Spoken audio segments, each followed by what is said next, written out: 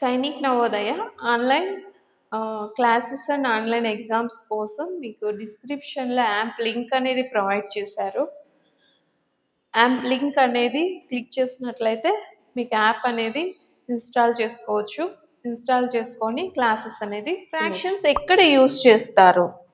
Work కంప్లీషన్కి use చేస్తారు. Pending works represent చేయడానికి. ఈ ఫ్రాక్షన్స్లో 2 పార్ట్స్ ఉంటాయి, numerator and denominator.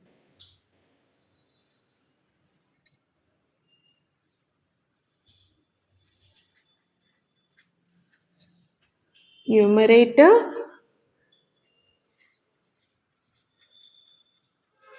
denominator.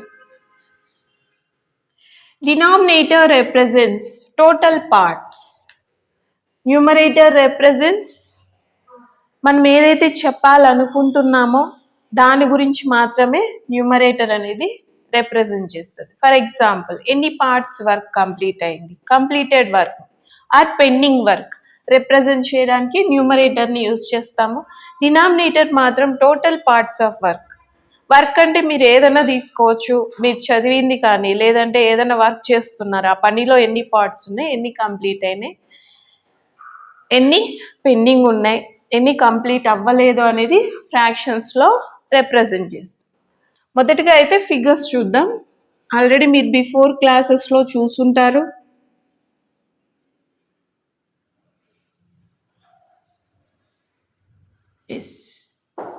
Here I draw circle. ఈ మొత్తం పార్ట్ని ఏం చెప్తాం? Whole part. నెక్స్ట్ సేమ్ సర్కిల్నే నేను 2 పార్ట్స్గా చేస్తున్నాను. ఇందులో నేను ఒక పార్ట్ని మాత్రమే రిప్రజెంట్ చేయాలనుకుంటున్నాను, shaded part.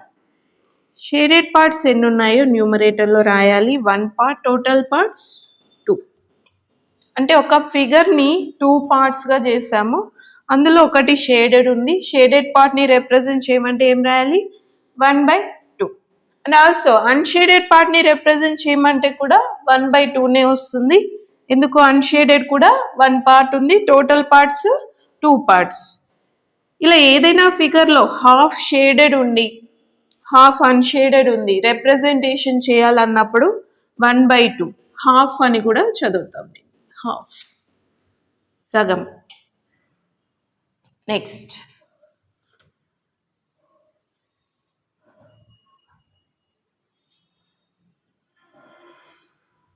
here how many part is there? 3. Totally 3 parts is there.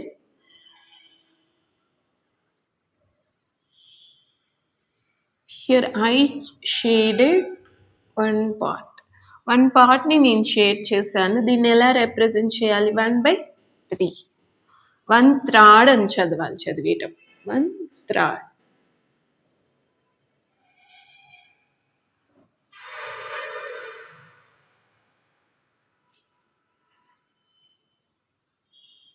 Here totally how many parts are there? 4 parts. I shaded only 1 part. Representation of shaded part is 1/4. Quarter antaru. Quarter. That means total 4 partsలో only 1 పార్ట్ని shade చేసాము. ఈ 1 పార్ట్ని రిప్రజెంటేషన్ని quarter అంటారు, 1/4. అలా కాకుండా unshaded పార్ట్ని represent చేయమన్నట్లయితే ఏమొస్తుంది? Unshaded ఎన్ని ఉన్నాయి? 3 ఉన్నాయి. 1 2 3. 3/4 వస్తుంది. దాన్ని ఎలా చదవాలి? 3/3/4 అని మీరు రాయాలన్నప్పుడు.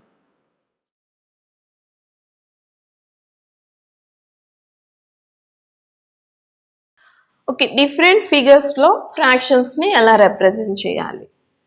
ఫస్ట్ ఫిగర్, ఎన్ని షేడెడ్ ఉన్నాయి? Totally 2 parts, total parts 4. Shaded parts ఏదైతే మీరు రిప్రజెంట్ చేస్తున్నారో, షేడెడ్ ఆర్ అన్షేడెడ్, అది న్యూమరేటర్లో ఉండాలి. టోటల్ పార్ట్స్ డినామినేటర్లో ఉండాలి. నెక్స్ట్ ఫిగర్, ఎన్ని షేడెడ్ ఉన్నాయి ఇక్కడ? 1 2 3 4. Total parts 8. Next figure, ఎన్ని షేడెడ్ ఉన్నాయి? 1 2 3 టోటల్ పార్ట్స్ 8. నెక్స్ట్ ఎన్ని షేడెడ్ ఉన్నాయి ఈ ఫిగర్లో? 1 2 3 టోటల్ పార్ట్స్ 1 2 3 4 5 6.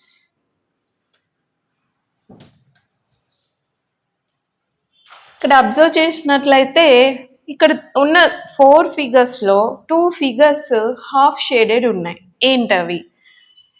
ఇక్కడ మొత్తం టోటల్ 4 ఉన్నాయి, 4 పార్ట్స్ ఉన్నాయి, అందులో 2 పార్ట్స్ ఫిల్ అయిపోయినాయి, అంటే హాఫ్ అనేది షేడ్ అయింది. ఇది హాఫ్ షేడ్ అయింది. నెక్స్ట్ ఇంకేది షేడ్ అయింది?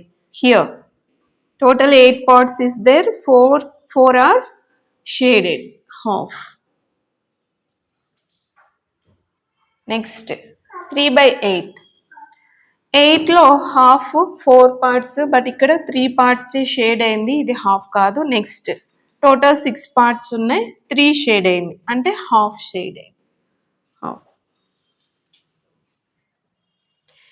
ఈ విధంగా ఫిగర్స్ ఇచ్చినప్పుడు వాళ్ళు షేడెడ్ అడిగారా అన్షేడెడ్ అడిగారా ఒకసారి చూసుకొని ఫిగర్స్ ఫ్రాక్షన్స్లో రిప్రజెంటేషన్ అనేది చేయాలి. ఓకే, ఫిగర్స్లో మనం బిఫోర్ కొన్ని ఎగ్జాంపుల్స్ చూసాము, ఇవి అనదర్ టైప్. ఇక్కడ మీరు అబ్జర్వ్ చేసినట్లయితే ఇవన్నీ ఈక్వల్ పార్ట్స్లో నేను హాఫే షేడ్ చేశాను. ఇలాంటివి ఇచ్చినప్పుడు మీరు ఎలా చూసుకోవాలంటే ఎన్ని హాఫ్స్ ఉన్నాయో చూసుకోండి. 1 2 3 4 హాఫ్స్ ఉన్నాయి. దట్ మీన్స్ 2 పార్ట్స్ని రిప్రజెంట్ చేస్తారు. దట్ మీన్స్ ఈ హాఫ్. మీరు ఇవి రెండు కలిపినట్లయితే టోటల్గా 1 part representation. Next 2 half part, 1 part. Totally 2 parts shaded out of ఎన్ని ఉన్నాయి టోటల్ పార్ట్స్? 8 ఉన్నాయి. 2/4. నెక్స్ట్ హియర్ ఇక్కడ టోటల్గా 1 పార్ట్ షేడ్ అయింది. నెక్స్ట్ హాఫ్ పార్ట్స్ 2 ఉన్నాయి. Here also 2 parts shaded out of total ఎన్ని ఉన్నాయి టోటల్ పార్ట్స్? 1 2 3 4 5 6 7 8 9 ఉంది. 2/9. ఈ విధంగా హాఫ్స్ ఇచ్చినప్పుడు మీరు కౌంట్ చేసుకొని 2 హాఫ్స్ కలిపి 1 పార్ట్గా తీసుకొని రాయాలి ఫ్రాక్షన్స్లో ఫ్రాక్షన్ ఇచ్చి నేమ్ రాయమన్నప్పుడు ఎలా చేయాలి? వర్డ్స్లో 4/5 4/5.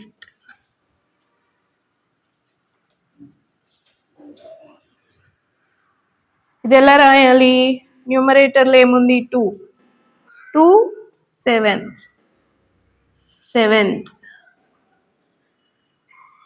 ఈ టీహెచ్ అనేది రాయాలి, లేకుంటే మీనింగ్ అనేది చేంజ్ అవుతుంది. 4/5 to 7th.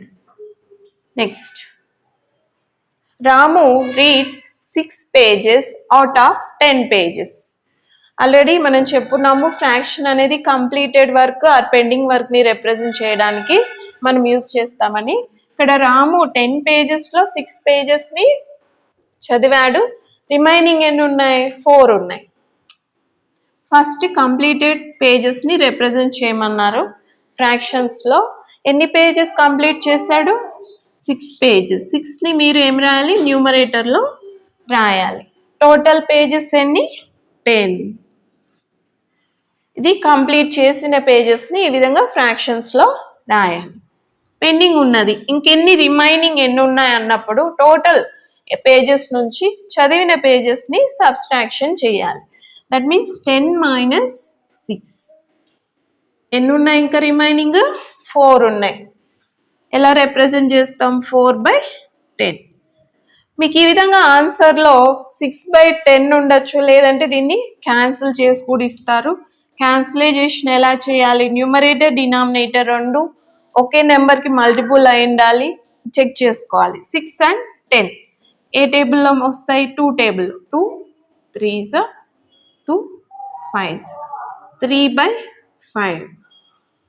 నెక్స్ట్ 4 and 10 కూడా 2తో క్యాన్సిల్ అయితే 2 2s 2 5s 2/5. This is the way to represent fractions. ఈ విధంగా మీరు రిప్రజెంట్ చేయాలి థియరీ ప్రాబ్లమ్స్ ఇచ్చినప్పుడు. డైరెక్ట్గా అడిగినట్లయితే ఈజీగా రాయొచ్చు, బట్ ఇక్కడ రిమైనింగ్ అన్నప్పుడు మాత్రం చూసుకోవాలి, ఎన్ని మిగిలి ఉన్నాయో చూసుకోవాలి. టోటల్ పార్ట్స్ నుంచి ఎన్ని కంప్లీట్ అయ్యాయో మీరు సబ్స్ట్రాక్షన్ చేసి వచ్చిన ఆన్సర్ని న్యూమరేటర్లో రాయాలి. ఈ డినామినేటర్ అనేది చేంజ్ అవ్వదు బోత్ కేసెస్లో కూడా, ఎందుకంటే టోటల్ పేజెస్ అనేది 10 కాబట్టి. బట్ కంప్లీటెడ్ పేజెస్ రిమైనింగ్ అన్నది మాత్రం చేంజ్ అవుతుంది. అబ్జర్వ్ చేసుకొని ఆన్సర్స్ అయితే రాయాలి. ఈ టైప్స్ ఆఫ్ క్వశ్చన్స్ ఎక్కువ అడిగేకి ఛాన్సెస్ ఉంది.